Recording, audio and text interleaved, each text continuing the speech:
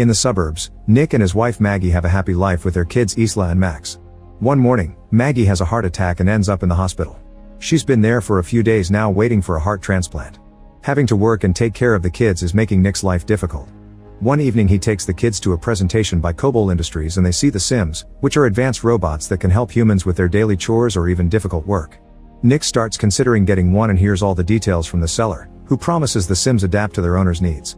While Nick is distracted, Isla wanders around on her own. Nick freaks out when he notices, but thankfully a Sim called Alice brings her back.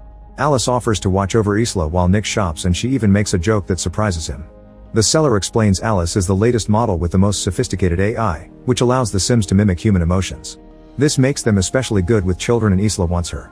The next morning, Nick is struggling with feeding the kids and dealing with an important call from work. At that moment Alice arrives and immediately gets to work, asking for all the family schedules while noticing the house is messy and the stairs railing is loose. After Nick leaves to take the kids to school, Alice absorbs the shopping list from the smart fridge with just a blink and starts tidying up the house, noticing a digital picture frame that shows the family with Maggie.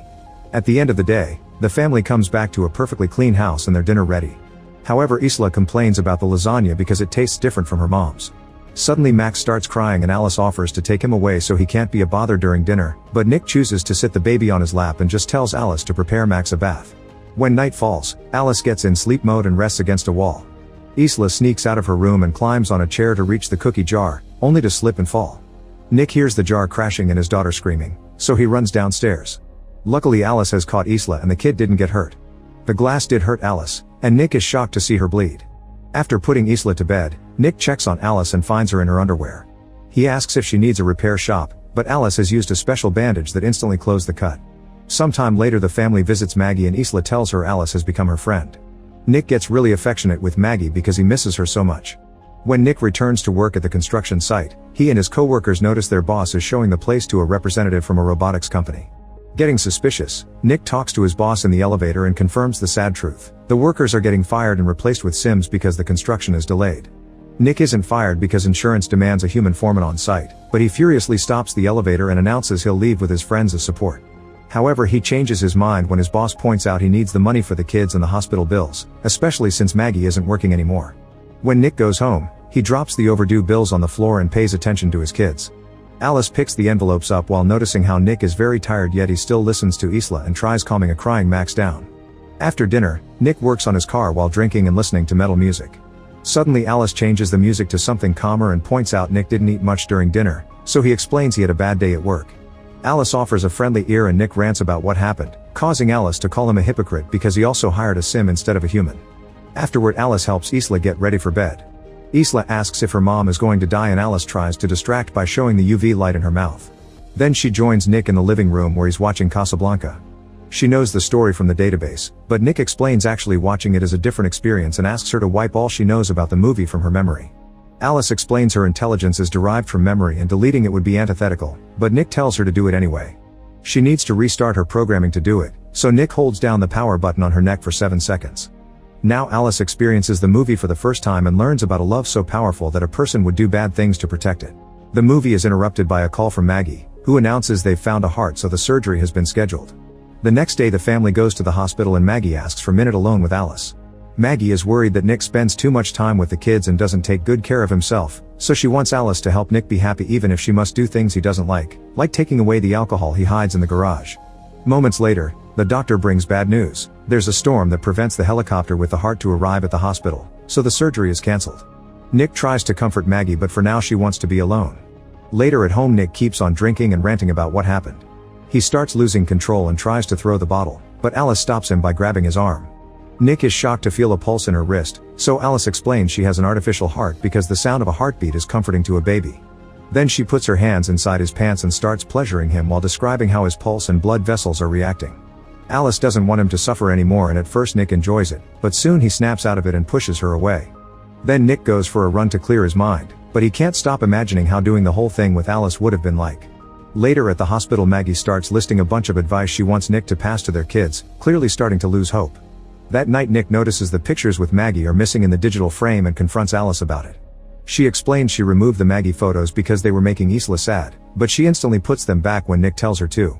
Afterward Nick goes drinking with his work buddies. The whole group is very frustrated because they're having trouble to find work since most companies are getting Sims instead. When the robot waitress comes to their table, Monty is rude to her and Nick disapproves. Then the group leaves the bar and keeps drinking in the car. Monty announces they'll have some fun and takes them to the construction site, claiming he left some tools behind and nobody picks the phone when he tried asking for them. Nick reminds him that the area is patrolled, but the Monty ignores him and the rest of the group follows him. Monty finds the container where they keep the Sim workers, but the lock requires a password. Nick refuses to open it for them, but Monty guesses he has his own code and that he chose Isla's birth year. His guess is right, and inside the container he finds a bunch of workers that look all the same. The main Sim explains they have no names, only designation numbers. Monty starts ranting about corporations being cold and impersonal, then he starts destroying the Sim with a tool. Nick wants to stop him but the others hold him back. When Nick returns home, he takes a shower to wash off the Sim blood. Suddenly Alice appears with towels and Nick notices she's wearing Maggie's robe. Alice explains Maggie's smell seems to calm Max, and when Nick asks her to take it off, she does so right there. Getting nervous, Nick tries to leave but Alice stops him and removes his towel before making him sit down. As she climbs on his lap, Nick tries saying he can't do this, so Alice blindfolds him and modifies her voice to sound like Maggie. Now Nick can lose himself in the illusion and pretend he's doing his wife. The next morning, Nick wakes up with regret and tells Alice they can't do it again. She tries saying that his stress was reduced but Nick scolds her, explaining it's not about needs but about connection and love. When Nick gets to work, his boss is already talking to the police because all the Sims were destroyed.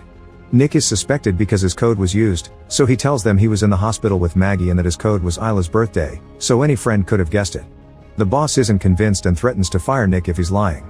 At that moment Nick gets a call from Maggie, who is excited because they've finally found another heart. Soon she's sent to the operating room where all the surgeons are Sims. Fortunately the transplant is a success and in just a few days Maggie is sent home.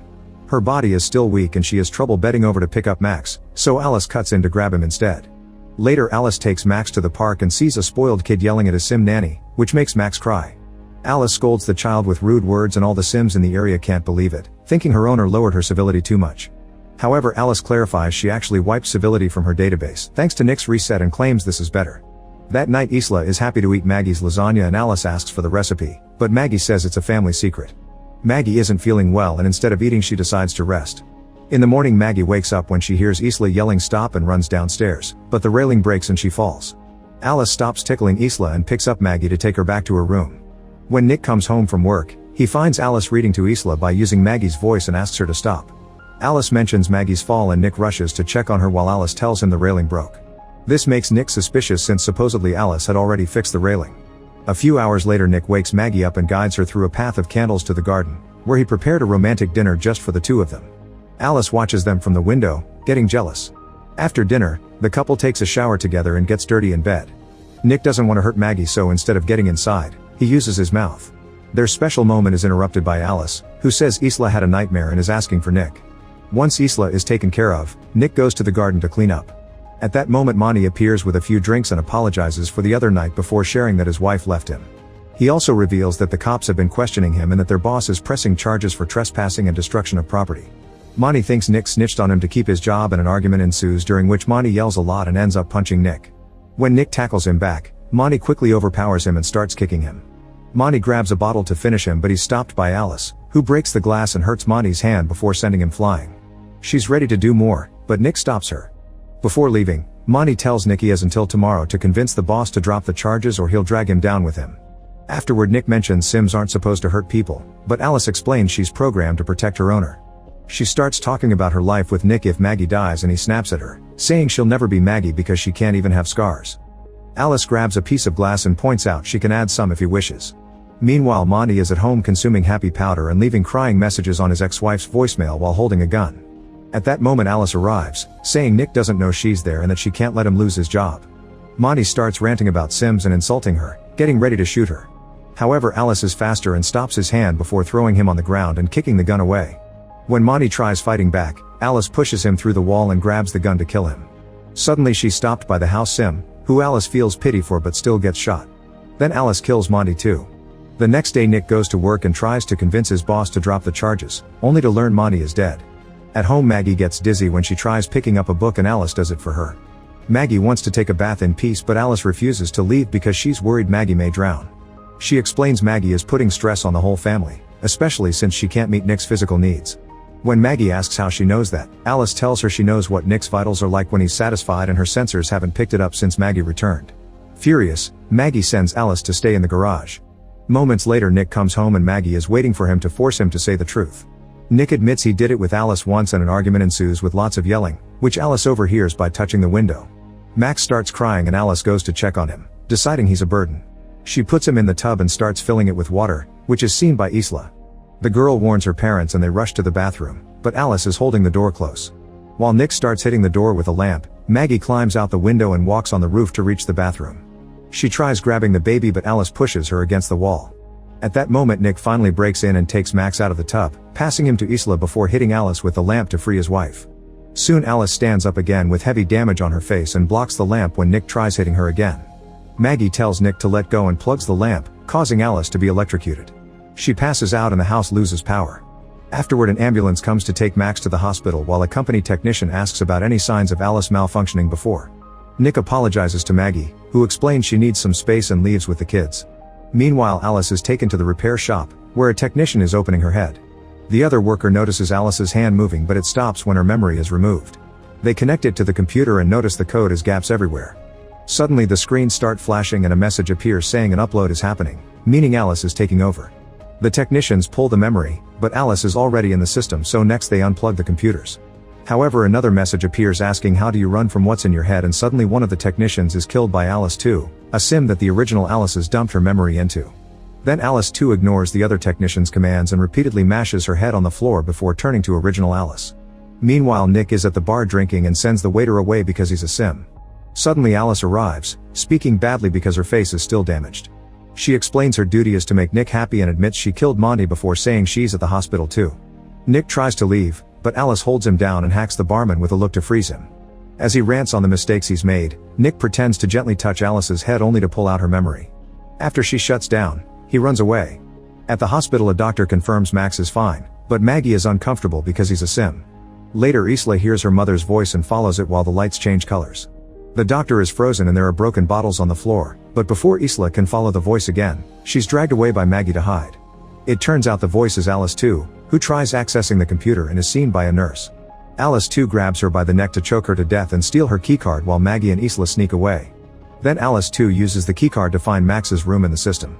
Suddenly Maggie accidentally steps on some glass, but she manages not to scream. Then Maggie and Isla reach Max and take him away right before Alice 2 enters the room. However Maggie's injury is dripping on the ground and Alice 2 uses her UV light to follow the trail.